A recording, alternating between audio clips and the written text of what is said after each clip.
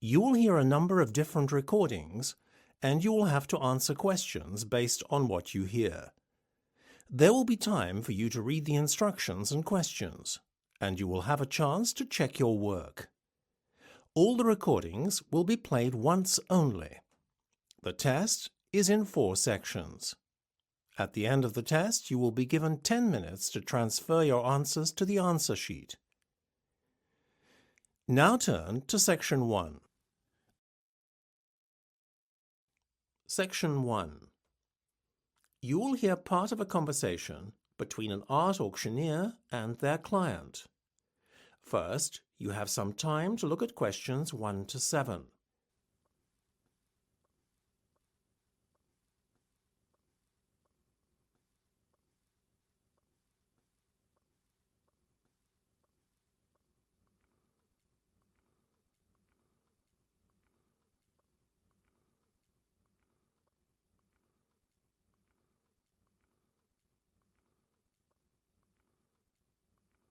You will see that there is an example that has been done for you. On this occasion only, the conversation relating to this will be played first. Good afternoon, madam. Yes, I see you successfully bid for lot 2374. Good afternoon. Yes, that's correct. The lot number of the auctioned article is 2374. So you write 2374 in the space provided. You should answer the questions as you listen, because you will not hear the recording a second time. Listen carefully and answer questions 1 to 7. Good afternoon, madam. Yes, I see you successfully bid for lot 2374. Good afternoon. Yes, that's correct. I hope you are satisfied with your purchase. If I may say so myself, I think you got a real bargain. What you paid is not much above the original reserve price of £300. I love P.J. Browning's work, and to be honest, I was prepared to pay a lot more. I'd decided beforehand that £500 would be my limit, so getting it £150 cheaper than I was prepared to pay for it was a wonderful surprise. I have to say that 17th century paintings of rural English scenes like this one are rather underrated. The art world seems to want abstract paintings by modern artists more. Geometric designs seem to be the trend today. Not my taste at all. I have a more conservative taste when it comes to art. The painting will blend in with my antique furniture at home. Well, I hope you have a big wall to put it on. Luckily, I'm very fortunate to live in a rather large country house. What are the exact measurements of the painting, by the way? The width is 1.5 metres, and the height is 1 metre. Without the frame, that is. If you include the gilt-covered frame, which is quite large to balance the size of the painting, you can add on another 0.5 metres for the width and the same again for the height, obviously. That shouldn't prove too much of a problem. I'm just happy I managed to win the bid for this wonderful painting. Before listening to the rest of the conversation, you have some time to look at questions 8 to 10.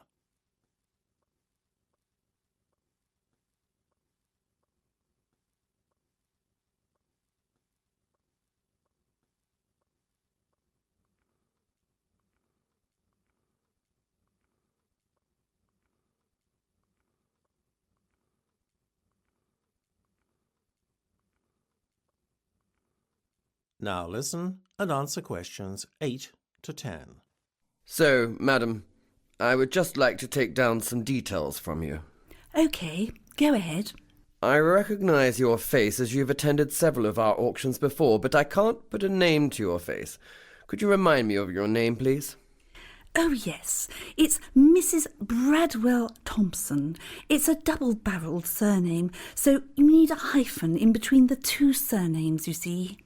So that's spelt Bradwell,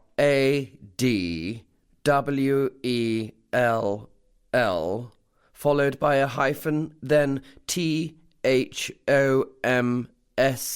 Well, the first part's right, but you spell Thompson with a P in between the M and the S of the surname. OK. And your address, please? Yes, it's Charlton Manor. That's spelt CHARLTON.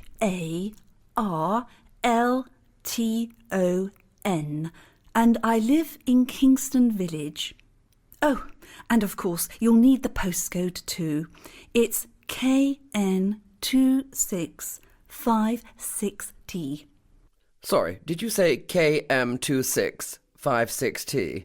No, it's KN, not an M. Then 2656T. Well, thank you, Mrs. Bradwell Thompson. I think that's just about everything. Oh, and I need to know when you would like the painting delivered. We deliver on Tuesdays and Fridays, the week following an auction. Well, I'm having a long weekend break in the Cotswolds, a charming area of England, you know, so this coming Friday would be impossible. How about next Tuesday? No problem at all, madam. So that'll be the 23rd of March. Superb, thank you.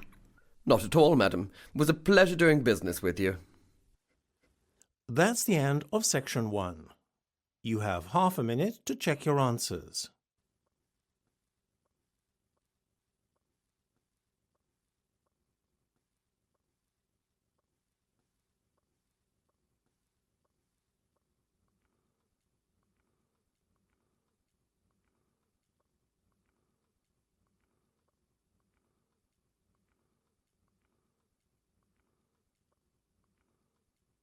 Now turn to section 2. Section 2. You will hear the curator of an art museum talking to a group of visitors who are visiting the museum for the first time. First, you will have time to look at questions 11 to 15.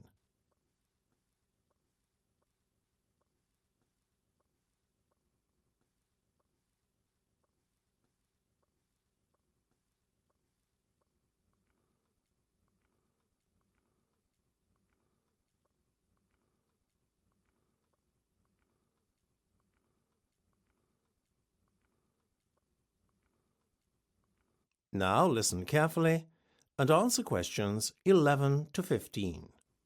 A very good afternoon to you all, ladies and gentlemen. I'm glad you've chosen to visit the prestigious Triton Museum of Art today, and I'll look forward to showing you around. But first, I would just like you to refer to the maps of the museum that you picked up on your way in. Now, where you picked up your maps is just to the left, as you enter the building outside the museum store. By the way, the store is a great place to pick up some souvenirs before you leave. Oh, and if anyone wants to leave a coat in the cloakroom, then please feel free to do so at no extra charge. It's just over there on the other side of the entrance to the museum store.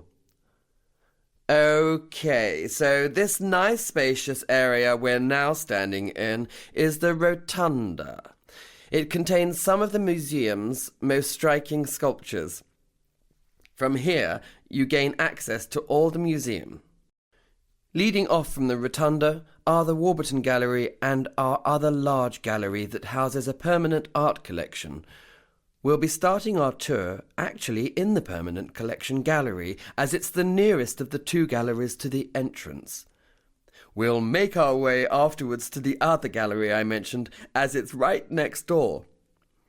Oh, the smaller room behind the Warburton Gallery that you see on your maps is just a storage space for the museum, and access is blocked off to the public by a railing across the entrance to that area. So now, where were we? Ah, yes. After we visited those galleries, which will take us a good hour as there are so many interesting exhibits to see, we'll make our way back across the Rotunda and visit the Cowl Room. It's right at the far end of the museum, on the opposite side of the Rotunda to the Warburton and Permanent Collection Galleries. It's one of the museum highlights and contains some high-quality contemporary art exhibits. Oh, I'm so sorry. I forgot to point out the ladies' and gents' toilets earlier. They're just before you get to the cowl room and are adjacent to the museum store. Don't go into the room opposite the toilets. That's our staff room area and kitchen. Right, so that's all you need to know for the moment. Let's begin the tour. Before you hear the rest of the discussion, you have some time to look at questions 16 to 20.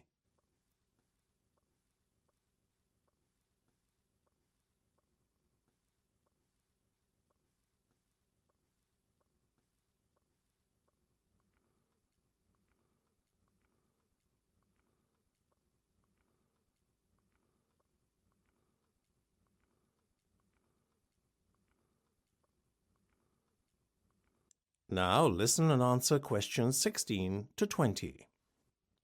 Well, I hope you all found the tour interesting. If any of you would like to become a patron of the museum, you can request information from the museum store. Being a patron entitles you to special discounts on visiting exhibitions and first refusal on tickets to special events. You will also be the first to know about our museum events, as you are automatically placed on the museum's mailing list. You can choose to become a gold, silver or bronze patron of the museum. Gold patrons are also permitted free entry for one accompanying guest.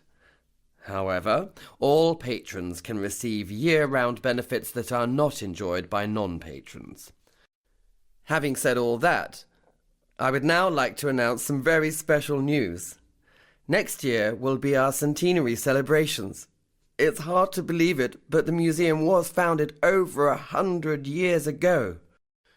Accordingly, we will be seeing in the new year in style with a special masked ball. This has been organised in response to a special request from some of our patrons. Plans have yet to be finalised for this one-off event, but a themed masked ball has been suggested. The idea being that guests come in the guise of famous artists, past or present. One exciting event that has been confirmed is the Summer Garden Party. We are anticipating a lot of interest for this one, so it's best to book well in advance. Whilst the tickets are by no means cheap, we like to think that the price reflects the quality of the event. Amongst the many treats we have in store for you is a live orchestra playing in the museum's gardens, which are to the back of the main building. It is weather permitting, of course. Again, we are dependent on good weather in order for the barbecue to take place. Alternatively, a sit-down meal will be provided in the cowl room. Everything from the entertainment to the food is included in the ticket price, so there are no hidden extras. Now, having given you a roundup of the highlights of next year's social events, let's go on to the artistic highlights of next month. Coming up shortly is Ewan Bailey's newest installation, Light and Sound Waves. Always thought-provoking, his previous installations have been very well received. We will also have Hamish Barnes here for the first time as artist in residence. He will be encouraging visitors to adopt a more hands-on approach to art. Finally, last but not least, we will be exhibiting the work of Sean Long, who will be making his artistic debut. His work will be on show in the Warburton Gallery over the summer period. We are anticipating a large attendance at his exhibition. Well, that's all from me. I look forward to seeing you at one or maybe all of our events. It's certainly going to be an action-packed year for the museum, both culturally and socially. That's the end of section 2. You have half a minute to check your answers.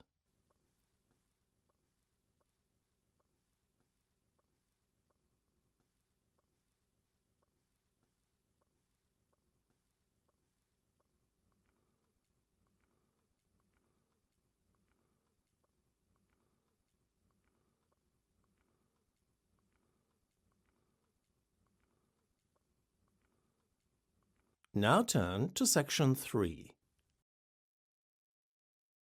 Section 3.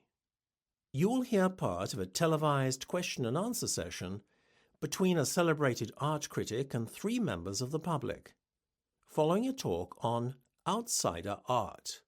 First, you have some time to look at questions 21 to 25.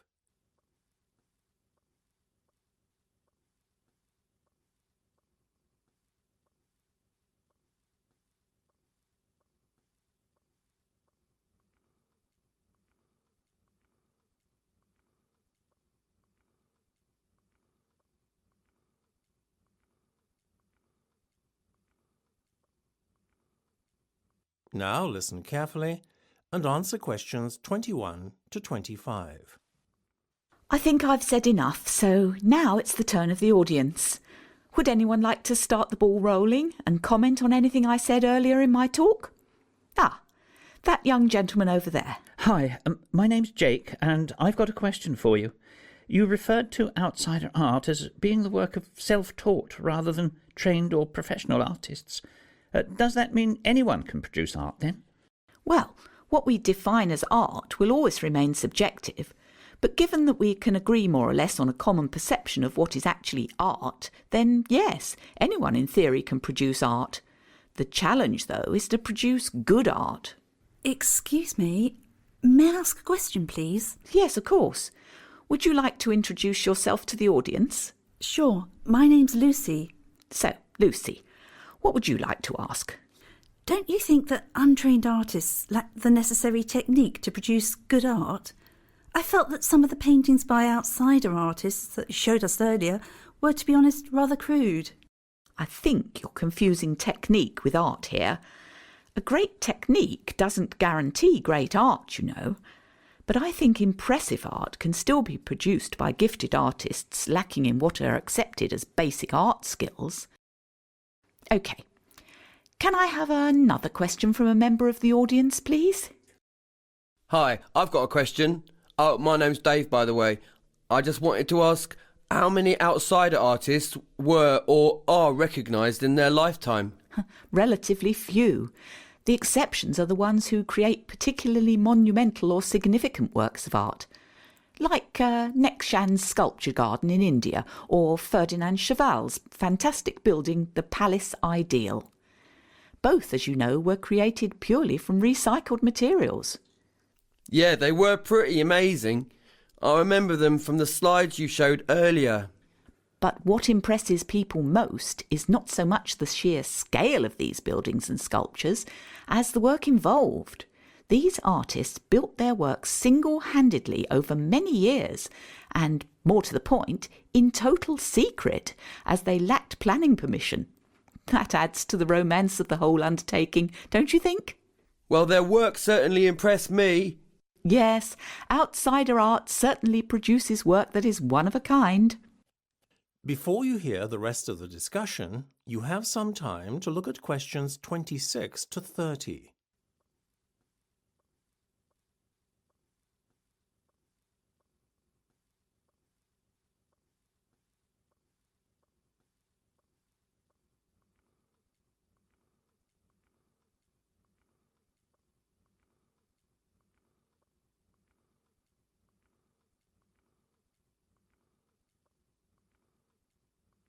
Now listen and answer questions 26 to 30. So, now I would like to post some questions to the audience. First, I would like to ask someone from the audience which, out of all the outsider artwork I showed you previously, is the most impressive and why. Excuse me, may I? Oh, yes, hello again, Jake. So tell me, which artwork was your favourite? Well, funnily enough, the paintings by Adolf Wolfi. I know the perspective is crazy and all over the place, but the work is so detailed. Well, look at the great artists like Picasso and Matisse. Perspective or lack of it was never an issue with them. Oddly, whilst I appreciate that style in outsider art, I can't say the same for modern art. I guess it's because I don't approach the two art forms with the same set of expectations. Interesting. You mean you expect more of artists with obvious skill and a professional training like Picasso and Matisse? I guess so. You know, I expect modern artists to use conventions like perspective at least. And another thing, I can't really understand why modern artists are often so highly acclaimed by critics whilst outsider artists are virtually ignored. That's probably because they are generally not as skillful, I suppose.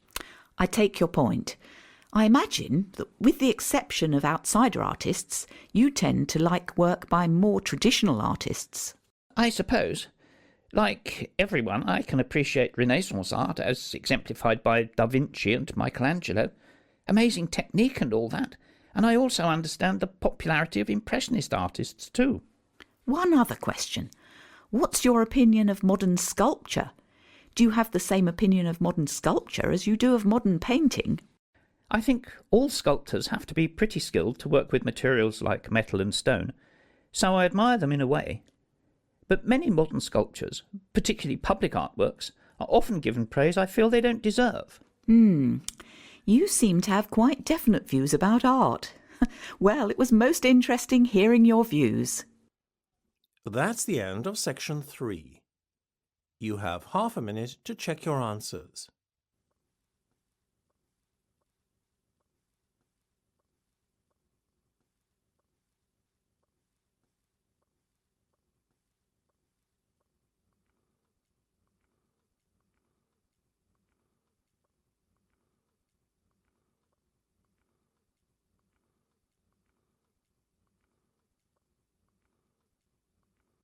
Now turn to section 4.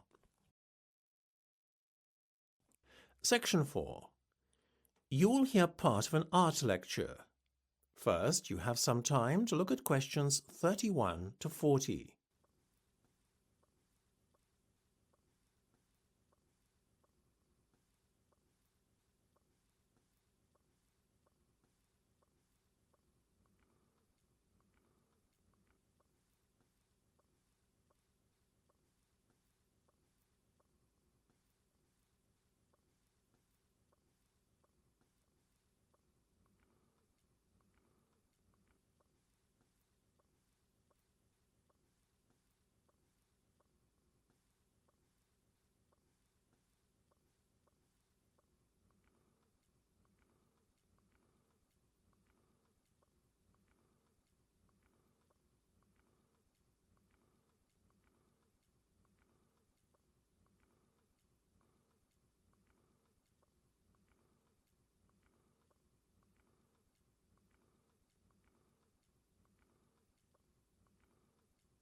Now listen carefully and answer questions 31 to 40. I have just shown you all some slides of a very varied set of paintings. I noticed, as I was showing the slides, a few giggles in the audience and a few looks of dismay. I guess entitling my lecture Unconventional Art Geniuses was a bit misleading. When most of you were looking at the frankly basic colour use and rather primitive painting techniques, you probably were more than a little surprised. Well, I have a shock for you all. What I'm about to tell you next will help you understand the title of my lecture. All the slides I showed you previously are of artworks made by, wait for it, animals. Yes, I heard a few gasps in the audience when I said that. Whilst the artwork would be definitely primitive by human standards, when you consider that the artworks were executed by animals, then, well, they are frankly staggering. Nor were the artworks purely the work of our closest relatives, the apes. No, they were produced by animal artists drawn from a diverse pool of species, ranging from elephants to gorillas, birds and even sloths. In fact, in recognition of this, last year, London's Grant Museum of Zoology staged what organisers thought was the first interspecies show of paintings by animals. In the show, art was shown from an orangutan, a gorilla and an elephant. Whilst the gorilla and the orangutan produced works that bore a resemblance to the paintings of modern artists de Kooning and Klein, the elephant's work took a more figurative approach in the rendering of a flower pot. Now, before you all go thinking this is a revolutionary discovery, I would like to put the record straight. The contribution animals can make to the art world was highlighted as far back as the 1950s. In this decade, Desmond Morris, celebrated social anthropologist and author of bestsellers such as Body Watching and The Naked Ape, introduced Congo, the painting chimp, to the British public in a TV appearance. Back then, animal art makers were regarded as little more than a novelty. Today, however, animal artists are not viewed so much as novelties, but as sophisticated creators with skills and senses that they use to execute artworks in ways humans never can. As a result of animals being taken more seriously as creators of art, it has become commonplace today for zoos to provide materials to captive animals. The hope is that by giving animals the means to create art, they will be kept physically and mentally stimulated. Obviously, you can't give a lizard a paintbrush and expect it to draw. What the zookeepers do, though, is to give animals species-appropriate art materials and tools. For example, sloth bears, who feed by blowing away dirt from the forest floor to feed on termites, have been given a straw-like apparatus to blow paint onto a canvas.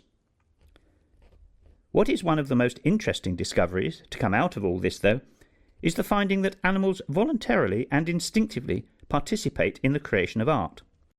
It seems, therefore, that animals derive as much pleasure as humans do in applying paint to canvas or making a clay or plasticine figure. The obvious conclusion to draw from all this is that there are more similarities between man and other animals than some of us might care to admit. However, just to satisfy the sceptics amongst you, there is something I would like to add. So far, the primate and elephant art that has been produced often bears an uncanny resemblance to Western art. Certain conventions are evident in the animal's art that suggests a degree of human intervention. As proof of this, an elephant named Boon Mi was actually guided by a keeper who steered the animal's trunk to paint brushstrokes on a canvas. Nevertheless, we should keep an open mind about animal art, as there are just as many examples of artworks that have been completed by animals without human aid. That is the end of section 4. You now have half a minute to check your answers.